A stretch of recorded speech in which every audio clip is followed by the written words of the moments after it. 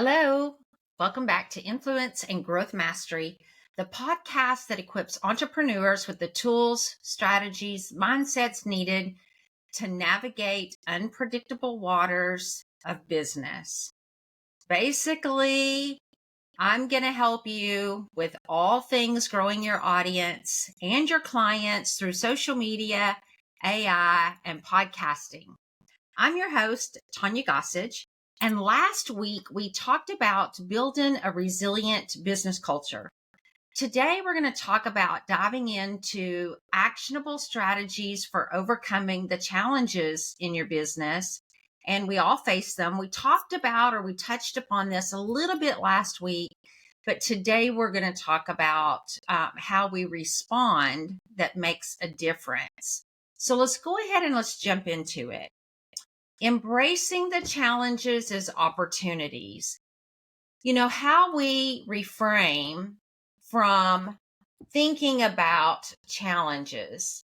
Instead of viewing them as roadblocks, if we will think about them as opportunities for growth, we will do much better.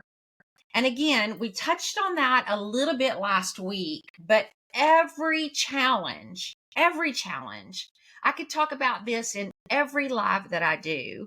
We all face them and we all have them. But if we look at them as valuable lessons and opportunities, that is what shapes our future decisions and the strategies that we use in our business going forward. You know, I don't share this a whole lot, but I remember a time back early in my business. My business was very successful from the get-go. 5 years ago, I started a consulting business working with financial institutions. And I did not have to do any advertising. Everything was launched out of the gate, very successful. I had to hire 5 team members to assist me because of the growth that I had. Then COVID hit. Isn't that everybody's story? And then COVID hit.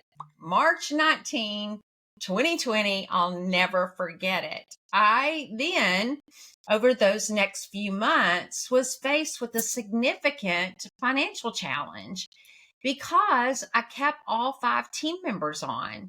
And I paid my staff members extremely well. They came from corporate.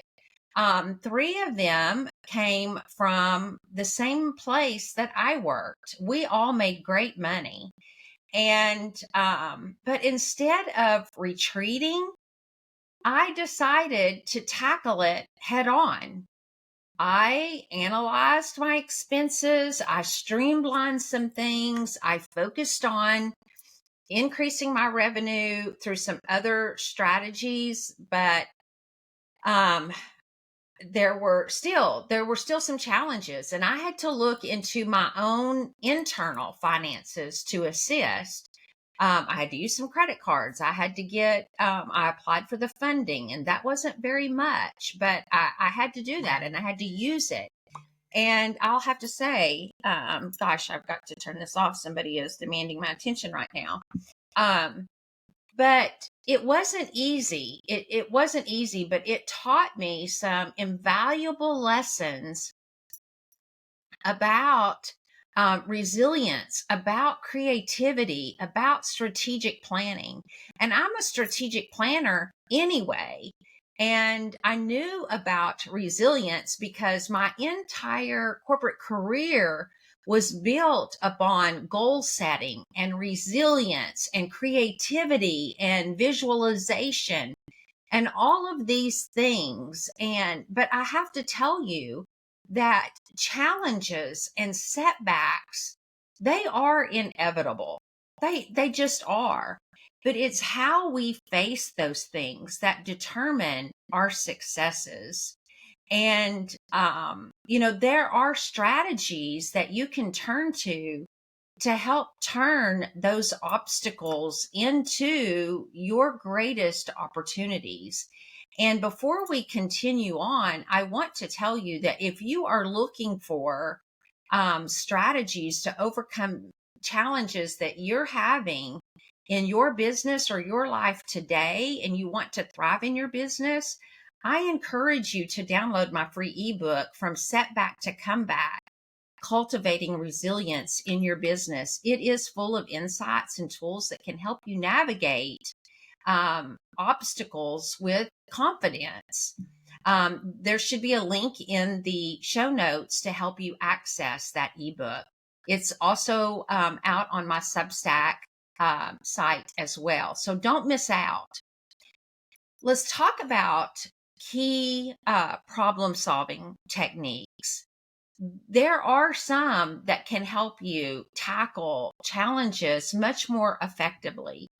And, there's one that I learned early on through Grant Cardone. I also learned from Eben Pagan, and it's the 5 whys method. This technique, and I've also learned it from other people. It's not a new thing. It's out there. A lot of people teach it, but it is extremely effective.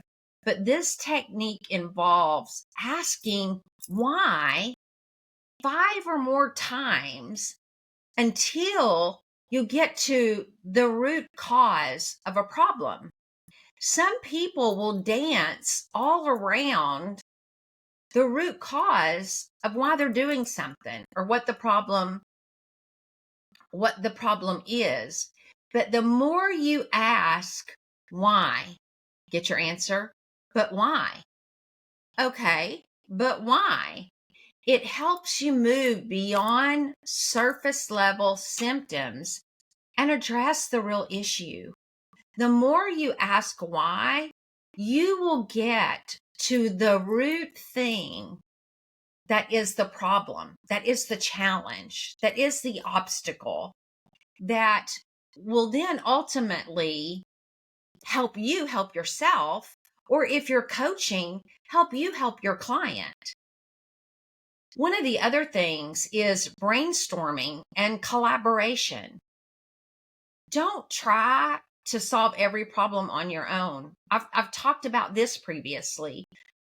You have to sometimes involve other people. I've talked about team members, I've talked about mentors, but what about going to people in groups? Let's think about that for a minute.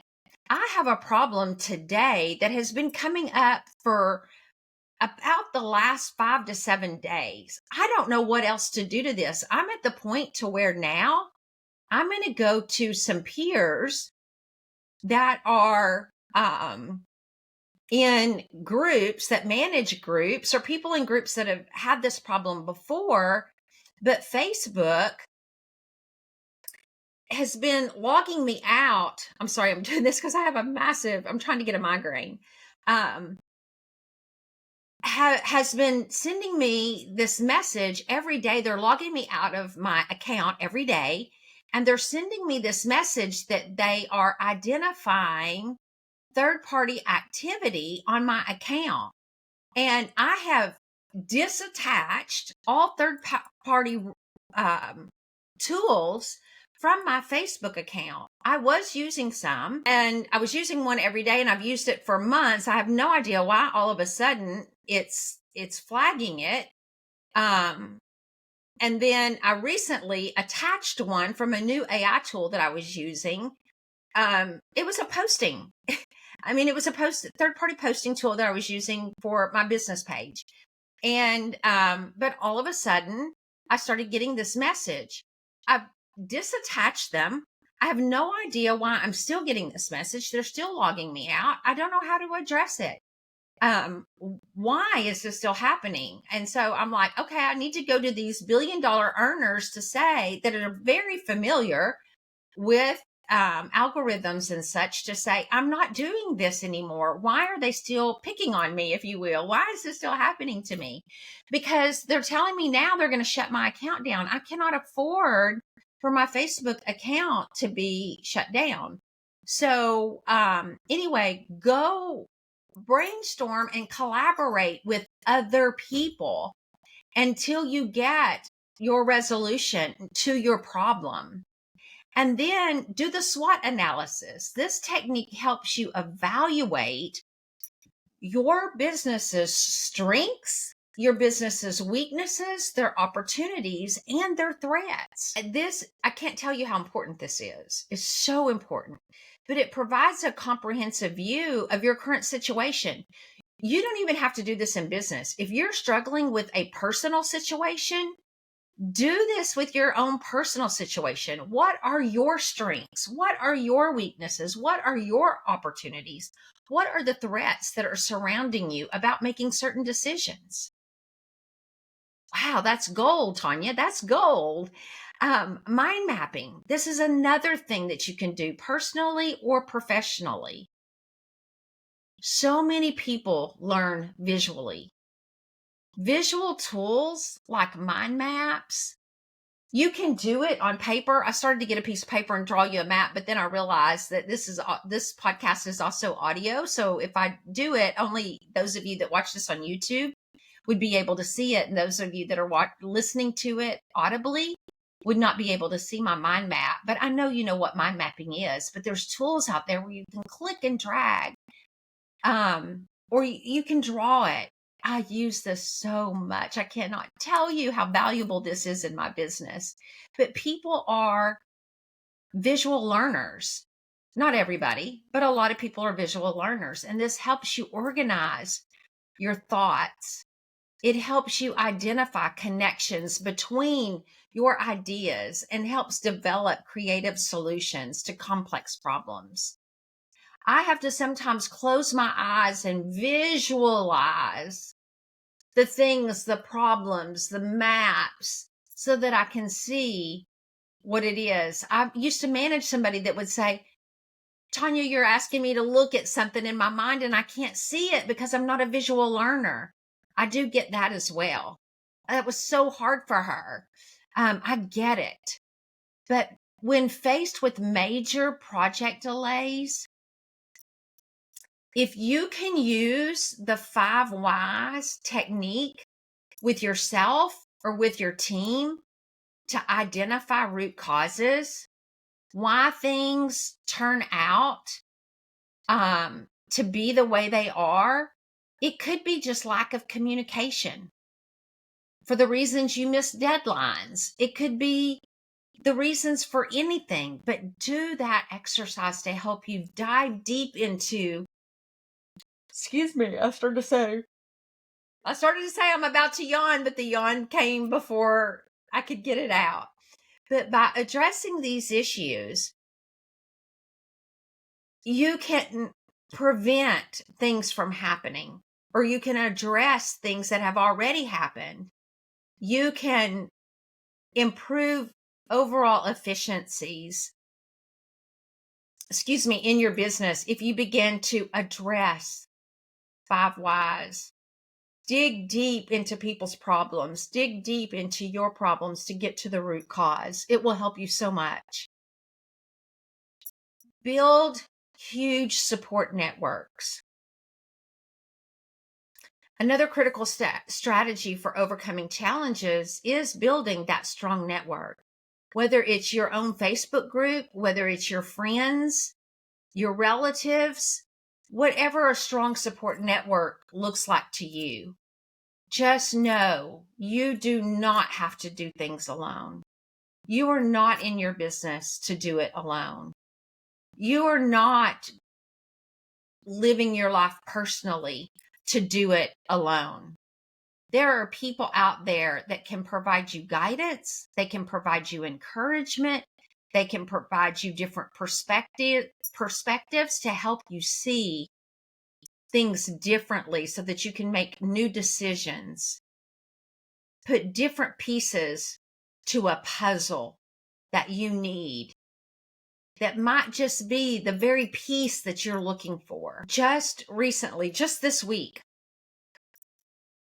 there's been things that I've been dealing with that I've been questioning. Oh my goodness.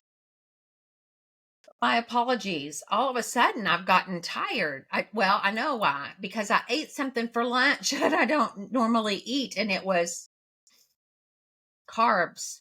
So now I'm tired. Should not have eaten that.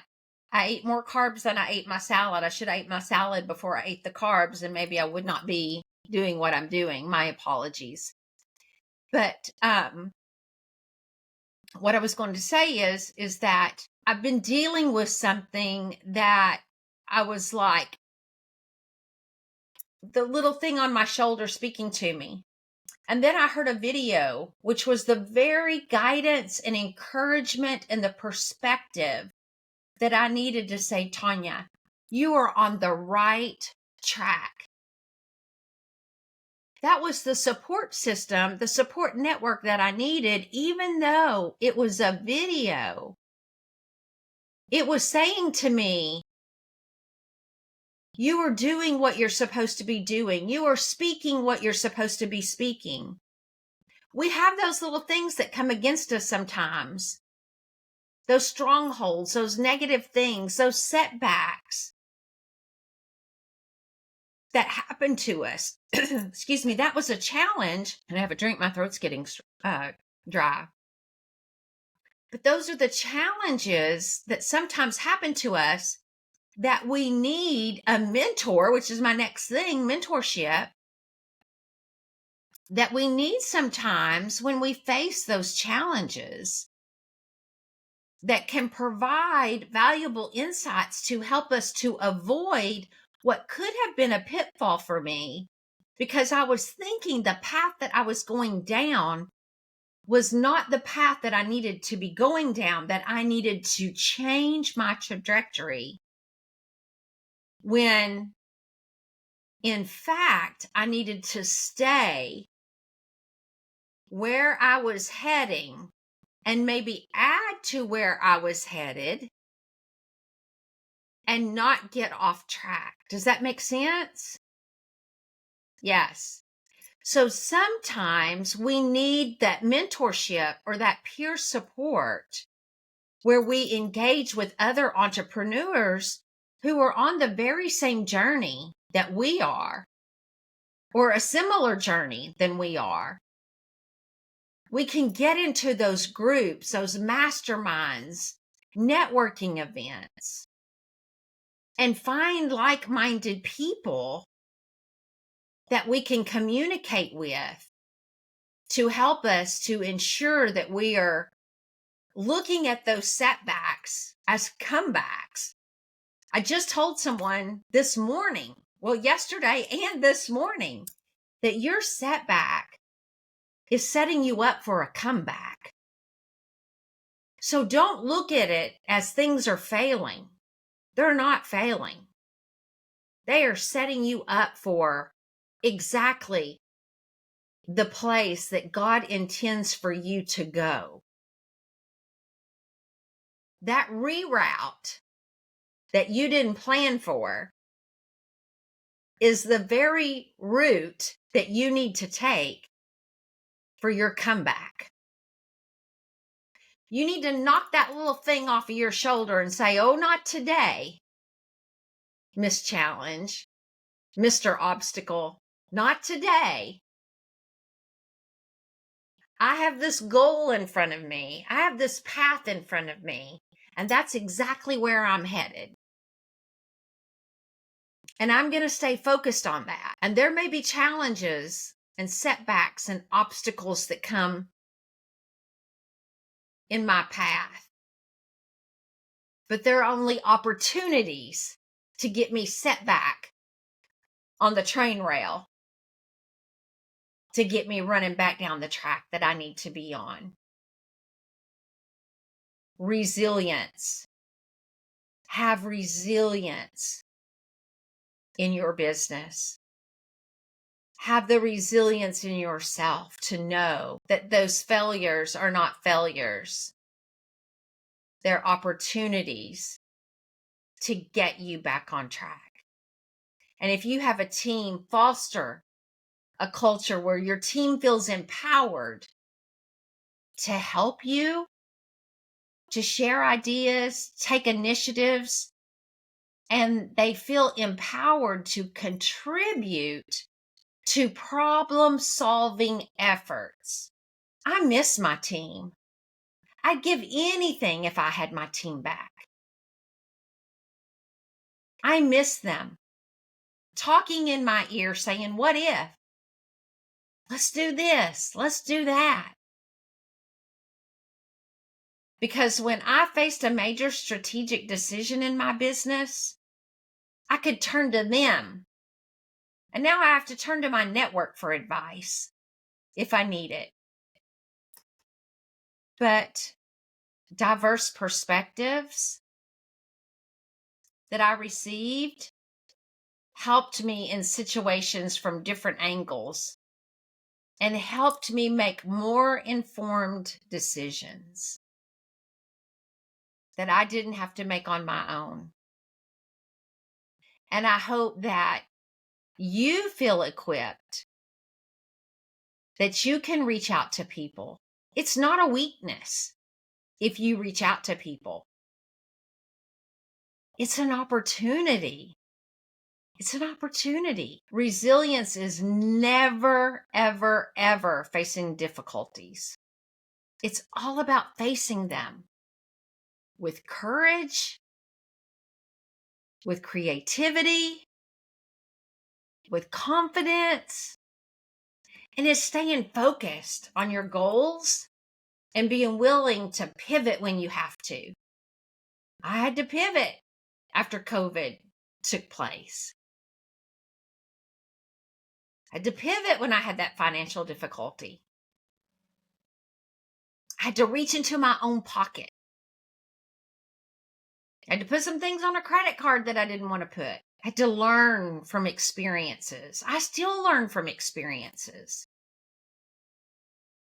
Every challenge that you overcome helps you broaden your shoulders, gives you confidence to build your capacity to handle future obstacles. I want you to embrace your journey. Whatever comes down your railroad track, embrace it. Trust the process. And I want you to know that you have exactly what you need to succeed. God equips you with that. He equips you with everything that you need to be successful. Nothing more, nothing less, with everything that you need to be successful.